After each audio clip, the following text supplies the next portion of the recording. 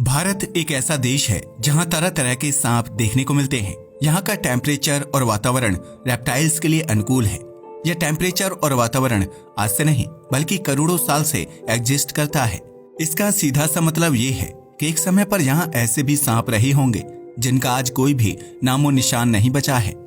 हैरानी की बात है कि IIT के वैज्ञानिकों ने एक ऐसे ही सांप को खोज निकाला है।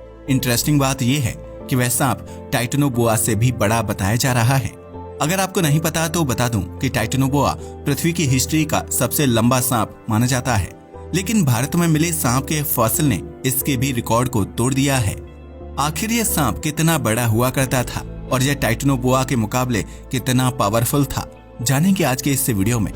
पृथ्वी पर करीब 10,000 रेप्टाइल्स की प्रजातियां रहती हैं। ये ऐसे जानवर होते हैं जो जमीन पर रेंग कर चलते हैं। लो आई लेवल होने की वजह से इनके शरीर में मौजूद बाकी सेंसेस बहुत स्ट्रॉन्ग होते हैं। ज्यादातर रेप्टाइल्स वाइब्रेशन को डिटेक्ट करने में माहिर होते हैं। इससे उन्हें शिकार पकड़ने और शिकारियों से बचने में मदद मिलती है। रेप्टाइल्स की एक बड़ी संख्या सांपों के रूप में मौजूद है। आपको जानकर हैरानी होगी कि पृथ्वी पर 4,000 अलग अलग सांपों की प्रजातियां हैं। इनमें से ज्यादातर सांप जहरीले नहीं होते हैं। एक एस्टीमेट के मुताबिक 4,000 में से सिर्फ 600 स्पीशीज ही वेनोमस यानी जहरीली होती हैं। भारत में करीब 300 अलग अलग सांप की प्रजातियां पाई जाती हैं, जो एक बहुत ही बड़ा नंबर है। यहाँ छोटे से लेकर लंबे तक हर तरह के सांप देखने को मिलते हैं। इंटरेस्टिंग बात तो ये है कि पृथ्वी पर मौजूद सबसे लंबा सांप अंडमान और निकोबार आइलैंड में पाया जाता है।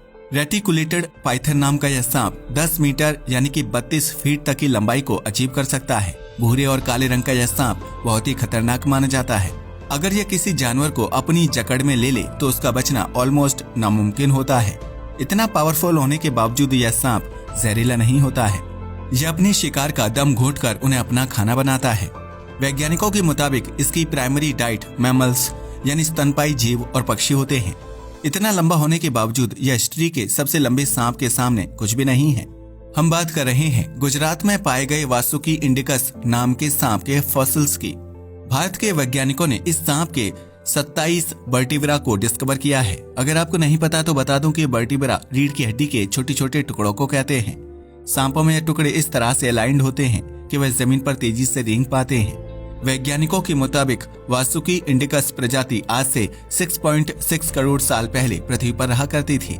इनकी लंबाई 11 से 15 मीटर और वजन करीब 1,000 किलो हुआ करता था। इस स्टडी के को ऑथर बताते हैं कि यह सांप टाइटेनोबोआ से भी लंबा हो सकता है। टाइटेनोबोआ के फॉसिल्स को सबसे पहले 2009 में डिस्कवर किया गया था। एक कोयले की खान में छिपे यह फॉसिल्स हमें एक खतरनाक सांप से रूबरू कराने वाले थे। 13 मीटर लंबाई वाला यह सांप आज से 5.8 से 6 करोड़ साल पहले पृथ्वी पर रहा करता था। अभी तक इसे ही पृथ्वी की हिस्ट्री का सबसे लंबा सांप माना जाता था, लेकिन अब इसके रिकॉर्ड को वासुकी इंडिकस ने खतरे में डाल दिया है। इस स्टडी के चीफ साइंटिस्ट देवाजीत दत्ता बताते हैं कि अभी भी वासुकी के फॉसिल्स को स्टडी किया जा रहा है। फिलहाल हम इसकी लंबाई का एग्जैक्ट प्रेडिक्शन नहीं कर सकते, लेकिन इस बात के काफी हाई चांसेस हैं कि यह टाइटेनोबोआ से भी लंबा हुआ करता था। देवाजीत दत्ता बताते हैं कि इन सांपों के इतने लंबे होने के पीछे तापमान का हाथ है। वासुकी और टाइटेनोबोआ एक ऐसे समय पर मौजूद थे जब पृथ्वी का टेम्परेचर काफी हाई हुआ करता था। जैसे जैसे टेम्परेचर फ्लक्चुएशंस हुए वैसे वैसे लंबे सांपों की प्रजातियां खत्म होने लगी। इंटरेस्टिंग बात यह है कि ग्लोबल वार्मिंग की वजह से ऐसे सांप वापस से अस्तित्व में आ सकते हैं।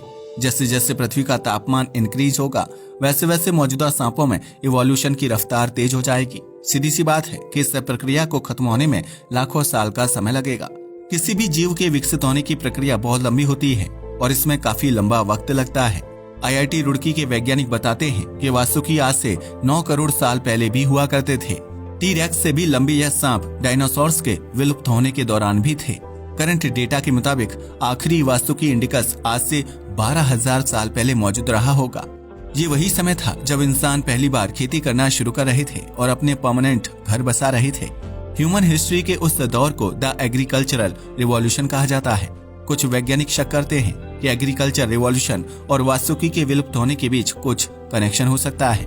ऐसा देखा गया है कि इंसान जिस भी एरिया पर कंट्रोल करते हैं उस एरिया में मौजूद जीव जंतु विलुप्त होने लगते हैं। इसके बारे में सेपियंस नाम की बुक में बहुत डिटेल में लिखा गया है। ऐसा हो सकता है कि इंसानों के सेटल होने की वजह से ही वासुकी विलुप्त हुए हों। खैर इस पर अभी भी रिसर्च जारी है। खुशी की बात यह है कि अब सिर्फ प्रेजेंट के ही नहीं बल्कि पास्ट के सबसे लंबे सांप का रिकॉर्ड भी भारत के नाम आने वाला है। वैसे आपको क्या लगता है कि वासुकी इंडिकस टाइटेनोबोआ से लंबा होगा या नहीं? हमें नीचे कमेंट करके जरूर बताइएगा। आज के इस वीडियो के लिए बस इतना ही। वीडियो पसंद आया तो इसे लाइक और शेयर करें। धन्यवाद।